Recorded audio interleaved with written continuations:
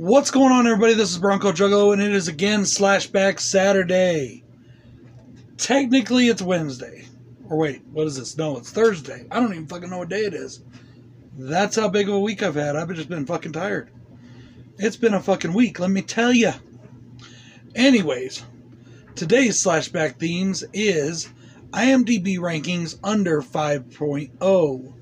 And I am using that as an opportunity to do the fourth movie in a franchise that I've done completely on Slashback Saturdays, and that is Wishmaster, The Prophecy Fulfilled from 2002. Directed by Chris Angel, starring John Novak as the Djinn, Michael Trucco as Steven, the person that the Djinn takes over, and Tara Spencer Nairn as Lisa. The Djinn rises again with a onslaught of terror and a host of new victims, and this time he's bringing his friends.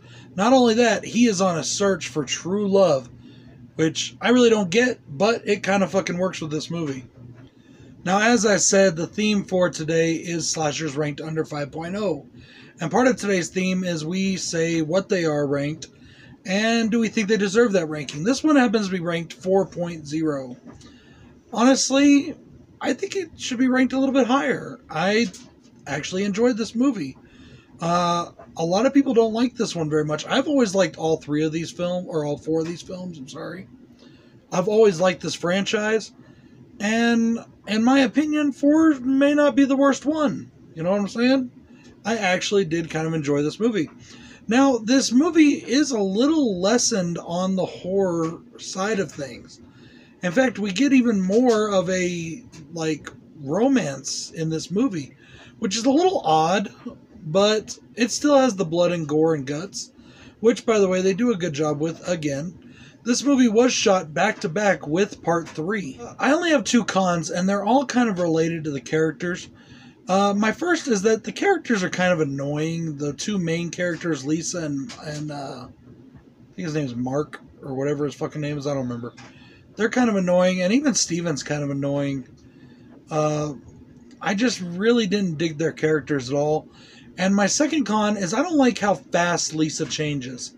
Lisa changes from somebody who seems to be so in love and says she's so in love with her guy, and then bam, all of a sudden she's in love with this other dude, and she's fucking his brains out. You know, I didn't really like that too much, but it is what it is.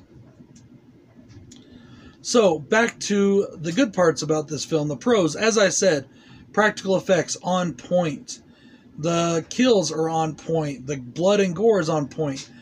There is not as many of them as there is in other movies. And I guess you could say that's kind of a con for me, but it is what it is, I guess. There are a lot of slasher films where there's not that many victims that a lot of people don't realize. Halloween is a good one, and that one you feel like you've been drenched in blood, but there's honestly not that many victims. I like that the Djinn kills directly in this one. In past ones we've seen where he only kills through the wishes, which he still does in this movie. But there is one case in point where he kills directly, and I did enjoy that factor. I thought it was kind of cool to see the Djinn get his hands dirty physically. I like the fact that the warrior for God, the guy that gets summoned to kill the Djinn in this movie, is kind of a slasher in his own right. There's almost 2 slashers in this movie, and they fight on different sides. He flat out just kills people because they're there. And I think that's pretty funny. He's supposed to be the good guy, and he's just killing people. I like that this movie is a little more genre-bending than the others. There is a lot more fantasy involved in this movie. Plus, there's some comedy and some romance. It's almost like a romantic comedy horror fantasy. And I did enjoy that. And in fact, I really like that they went a little more into the fantasy side of things. I thought it could open up some doors for this franchise that they just did not go through. And I kind of wish they would. Final pros is that there's lots of TNA in this movie. And who doesn't like TNA? If you say you don't, you're a liar. My final pro is that I like the Djinn gangbang scene. You have to watch it to know what I mean, but it is pretty funny, and it's pretty entertaining, and it's all around a fun scene. My overall thoughts on Wishmaster 4 is, honestly, it's a decent flick. It's a fun movie. I don't see why people hate on it so much. I had a lot of fun with it, and if you're looking for something that's not too serious, it's a little more loose, it's definitely right up your alley. This is a movie that is a supernatural slasher that is not to be taken seriously. And it knows it's not to be taken seriously. And therefore, it's very enjoyable. So guys, if you haven't seen the Wishmaster movies, check them all out. 1, 2, 3, and 4. It's a short series. They're 4 films. Overall, it's a good film franchise. I enjoy it a lot. I will be coming out with the ranking for this franchise within the next week. This is Bronco Juggalo saying check out everybody else doing Slashback Saturdays. Big shout out to my super slash brother, the Horror Man, for coming up with Slashback the sequel to follow up with Slashback the challenge. This is Bronco Juggalo saying peace.